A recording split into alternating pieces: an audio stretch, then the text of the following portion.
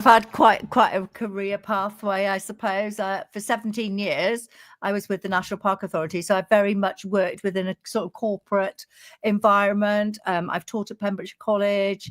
I've had my own businesses. So, yeah, it's been quite the journey. Quite the journey. And then why is a week like this so important to you, Ali? It's really important to give recognition. I love International Women's Day, and I think that's really important. But what we're doing today is really focusing on Pembrokeshire and South West Wales, or West Wales businesses, and looking at some of those ladies that have either started, their founders, or have taken on a business from somebody else and maybe reinvented it or grown it or done something else. And it's really to inspire others about that journey. Yes, it's not an easy journey, but everybody's got their own stories, and I think that's really interesting. Yeah, and well, we're going to be hearing some of these stories throughout the rest of the week. We've got OLS solicitors, Sean, a regular now at Pure West Radio, along with Lara is going to be joining us. A little bit later on, we're going to have the ladies from Sign Speed, and also Anne-Marie, who we spent all the Fishguard Bay Food Festival salivating over because their produce was right in front of us in Fishguard. Exactly, and we've got Elise from Nibbles as well coming in. And yeah, I hope Anne-Marie's going to bring some little nibbly bits for you to have a go, Tom. So bring your breakfast in, she will. And so what about you then, Ali? You mentioned a very kind of a little pathway that you've been through. What inspired you to be in that corporate world in the first place? Well, I think, with the National Park, when I was 17, people will remember Secretarial College, as it was then with Pembrokeshire College, and it was in Terrapin Huts by Fenton School. So off I went after school to do that. I got an interview with Dyfed County Council, as it was known then, and I didn't even know what the job was for other than a temporary 3-month appointment. And 17 years later, I had a career pathway in the National Park Authority, and I was very lucky at that time. It was a time when people were able to be funded and supported to do degrees and to do masters and things in work time, which you just don't hear of anymore now. So that really allowed me to sort of start increasing my academic abilities. And I was really inspired by a lot of people that were employed at the park at the time, so conservationists and everything, to see, oh, well, yeah, I do need to improve who I am and better myself, really. Yeah. And I was telling Gina about this earlier, and I mentioned it first thing in the show. Women in business having an entire week. It feels a little alien to me. I've been fortunate that every sector I've worked in has had very strong female leadership. I think there's only one place I've worked at, and this place was Toby as the station manager, where all the chief execs, all the senior leadership team have all been women. But what's been your experience of being a woman in business in West Wales? Yeah, really positive, because same really. I mean, I haven't put it down on my thing, but I was CEO of Pembrokeshire Tourism for 4 years as well, which, we were quite female-led, but my board of trustees, I had 12 trustees, and they were mixed. I've done a lot with the tourism sector, and at one time I sat on the Tourism Ministerial Advisory Panel, which was quite male-dominated, but I've never... on a personal level, I've never had any issues. I've loved everybody that I've worked with. And I think the thing is to be confident, be strong, put yourself behind what you believe in. And we've all got experiences to share. I think one of the benefits for me coming back into the public sector with Pembrokeshire Tourism was that I'd worked in my own businesses. And one of those was a helicopter company, which is quite unusual. Oh, gosh. My former husband and I founded Heli Charter Wales, and we did that for 4 years, saw a gap in the market. I was looking to go back to work after having my children. And yeah, we founded Heli Charter Wales. We ended up with 2 pilots, 2 aircraft, and we did that for 4 years. And that was an industry that I had never, ever been involved with before. But we worked with the Civil Aviation Authority, so it didn't matter whether you were British Airways or us operating out of Haverfordwest Airport. The civil aviation licence that you fly with, which is an air operator's license, is of the same level. So we had to jump through loads of hoops. And I think, how did I overcome my lack of knowledge was blooming learn fast and get get it learnt.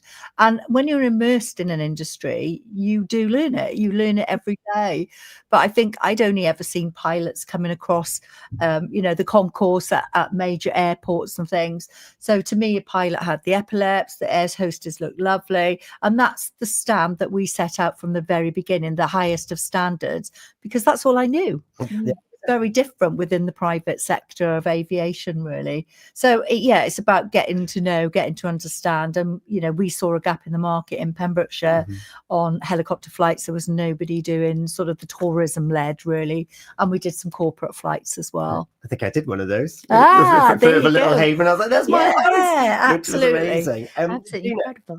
I was going to say, while flying high, then over Pembrokeshire, you mentioned you a family. How do you sort of combine the two, because it's hard work, isn't it?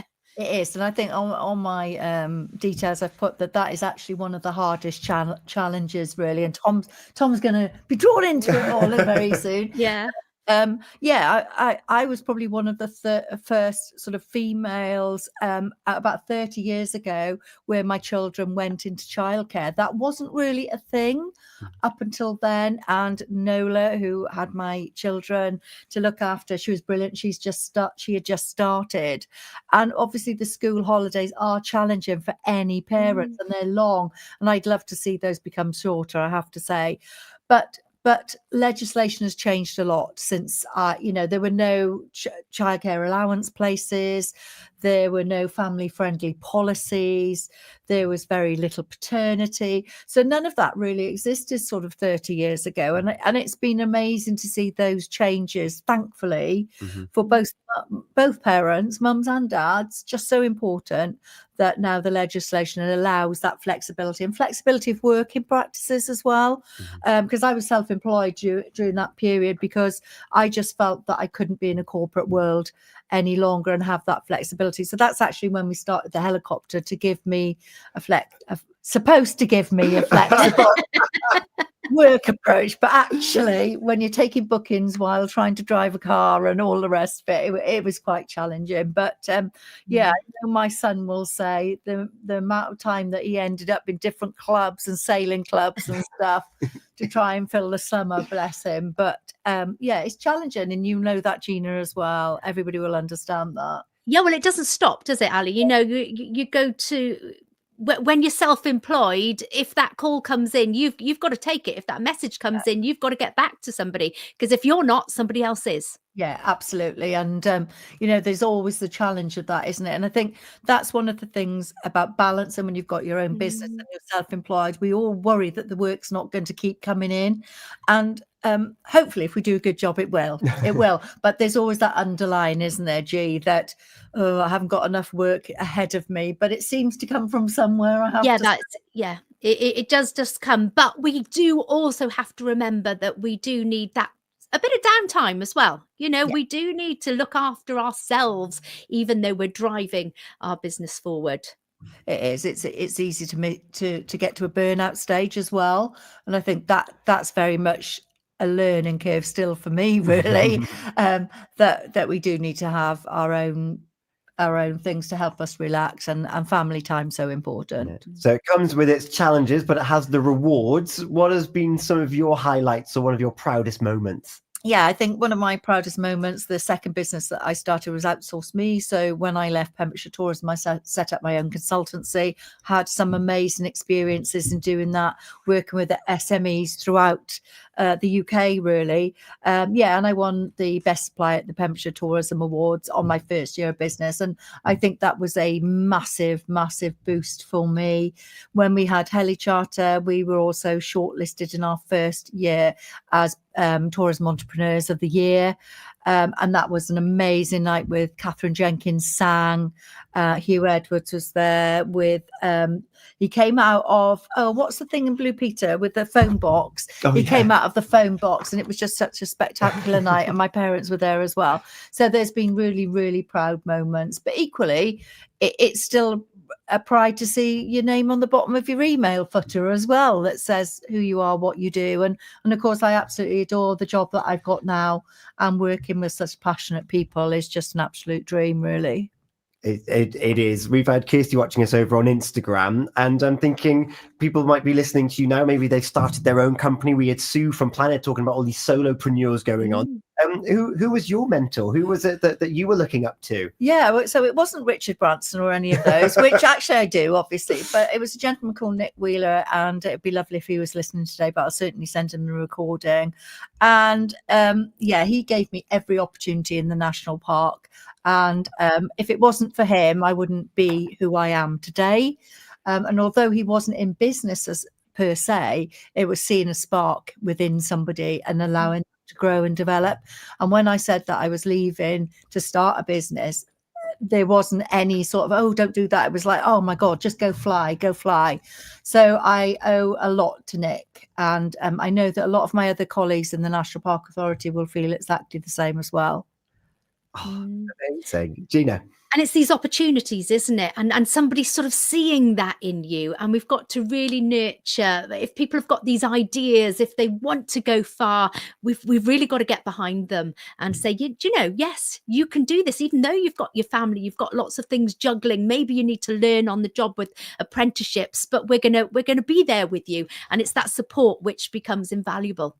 Absolutely, it is. And support from colleagues as well. That's really important, because often when you're self-employed or you're working on your own within your business, it can be really isolating.